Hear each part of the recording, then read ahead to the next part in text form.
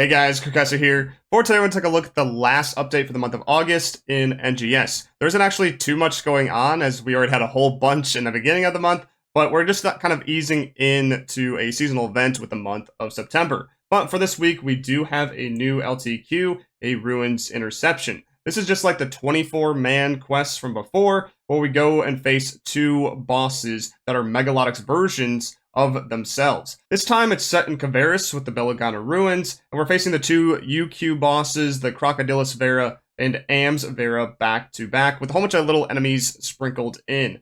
But to access this, just as always, you go to the quest counter, and it's the first tab, limited time quests. This Ruins Interception requires a 3413 battle power, just like the requirements for last week's LTQ, so you pretty much have to be level 75, but you don't need too crazy of gear to access this like Lucille Exploration or Darkfall Solace does.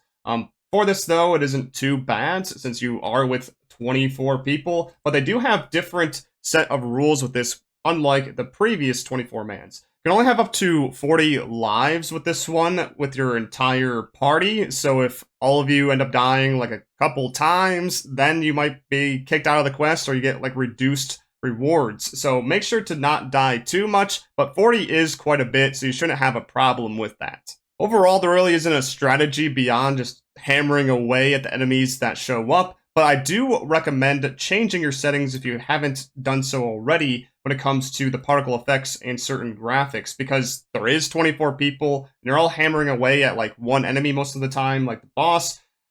24 people's effects all at the same time, and they're all their accessories and their outfits. It is a bit much on the system, and you can't even really tell what's going on, especially for Ams Vera. So I would recommend going into your graphics settings and turning some of this down, at least for other players, if not yourself. With the rewards for this, just like last week's LTQ, they're overall pretty lackluster if you've been playing for a while and already have access to Lucille Exploration, because the main common drops are things from Lucille. So like the LC augments, you can get one a run, sometimes you get none though. It does give you growth mint every time, and it gives you some other materials as well, like photon chunk 2s.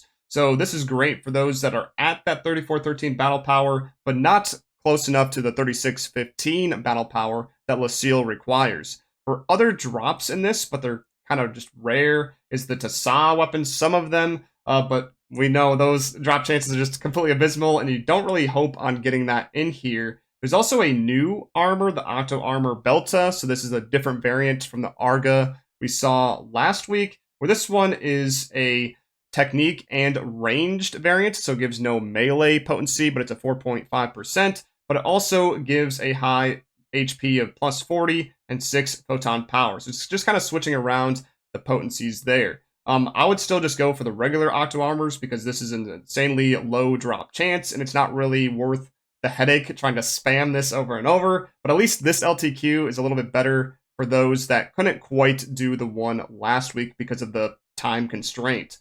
But other rewards in here are like the gold print 2s. Those are kind of nice to have for upgrading, and then can get soul 4s based off the two bosses, and then a ton of other materials that you can use for other augments like the trippables in the item lab. To put it short, it's great for those that don't have Lucille access, but for those that do, if you really want to go for the Octo Armor Belta and nothing else better to do, you can do so, but just don't think that you're going to get one. You may get one, but more likely you won't, even after hours and hours and days of time put in.